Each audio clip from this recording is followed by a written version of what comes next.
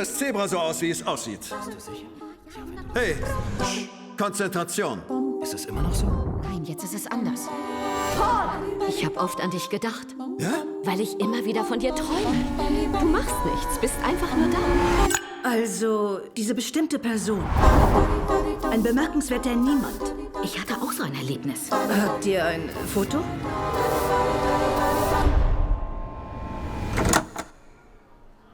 Hast du zufällig von mir geträumt? Das ist doch seltsam, Paul. Vielleicht denkst du erst mal etwas nach, bevor du was Drastisches tust.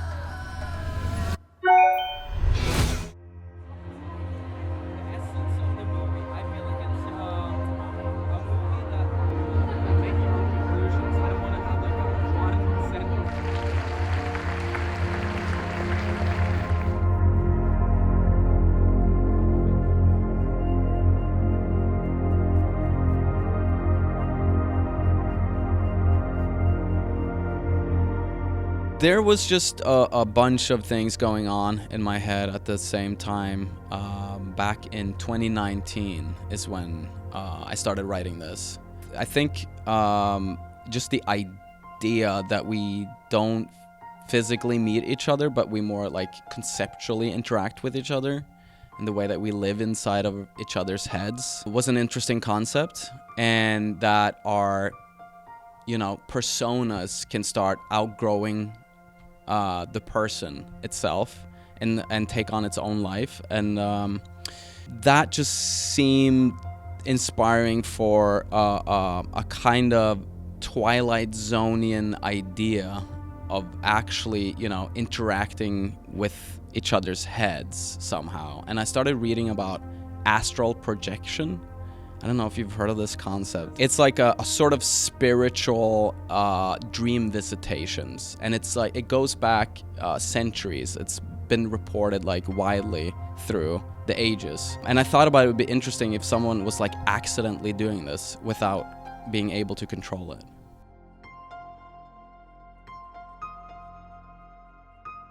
No pun intended, but it was a dream come true. He's, probably my favorite actor. It was a movie about an ordinary, kind of unremarkable schlub. I didn't think about Nicolas Cage for that role because he's so charismatic and so recognizable. We did share the script with him, and he responded so greatly that, okay, now the only challenge we have is how do we make him look like, an ordinary suburban father. He really just embraced that idea and totally changed for the part. And when I watch the movie now, like I forget that it's Nicolas Cage somehow and just see the character. It's kind of remarkable.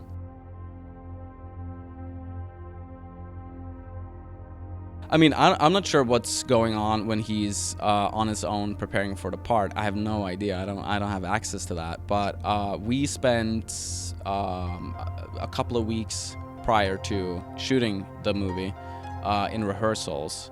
But he had already dialed in kind of the character's mannerisms and the voice and everything. So he did a lot on his own, and he brought me kind of a version of the character that I really liked. So it was very, for me, straightforward. He did all the work.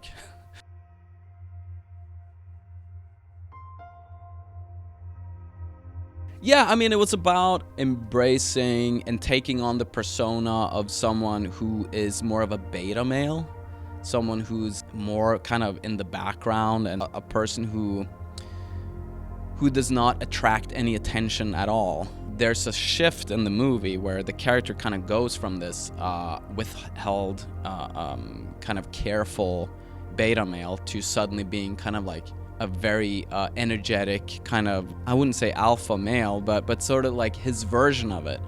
And at that point, there was like his, Nick Cage's natural kind of energy and everything came bubbling through the surface. And it was like a helpful gear for us to be able to tap into in the kind of second half of the movie.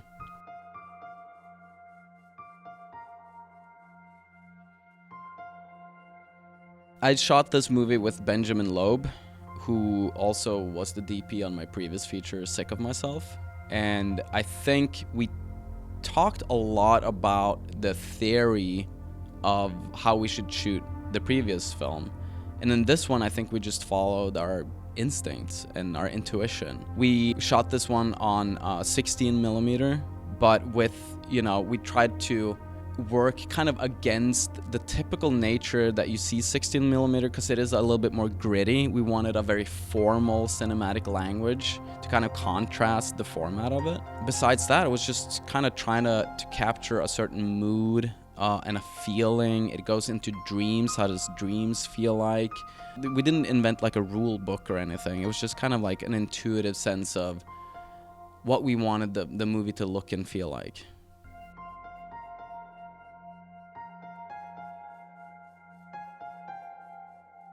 The dream sequences in the movie, I tried to create something that would feel as serious as a dream feels like when you're dreaming it. In retrospect, when you wake up, it can feel very, stupid and silly. But when you're in a dream, it feels very serious. And so I was trying to make all the dream sequences feel like they do in the present when you're in it, and kind of make them feel like they have stakes and there's something, profoundly serious going on in these dreams. And then, they suddenly are interrupted by a very strange, ordinary guy just walking into these dreams. So there's some like comedic effect between the seriousness of the dreams and the kind of banality of the character Paul Matthews just walking into all of these dreams.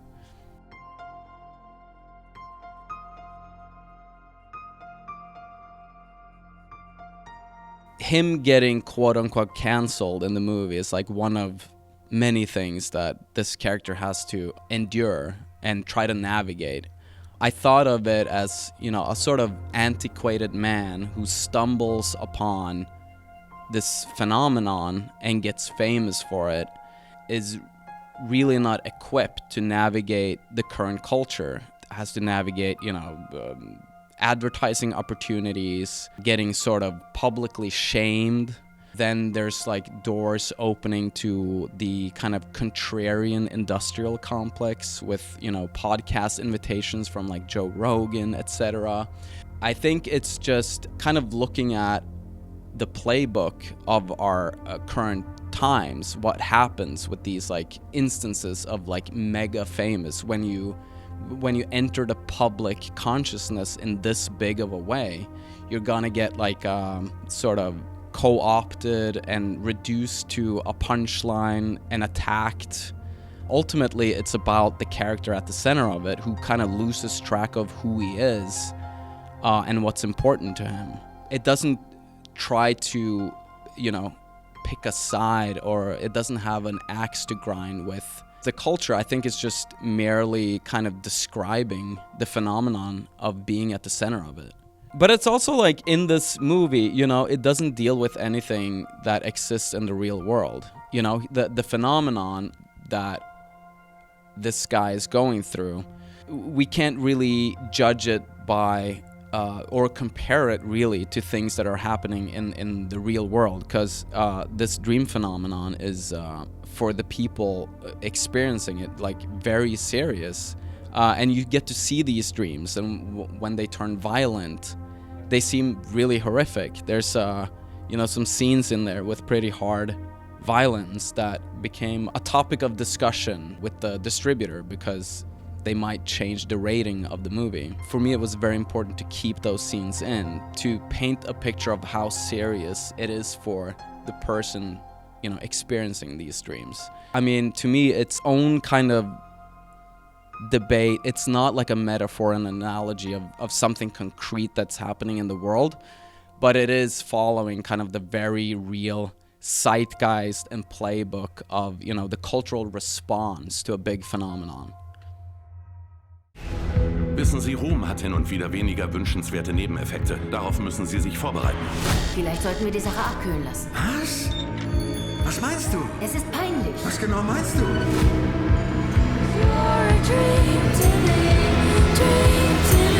Ich schätze, dann sehe ich dich wohl in meinen Träumen. Ja, natürlich nicht.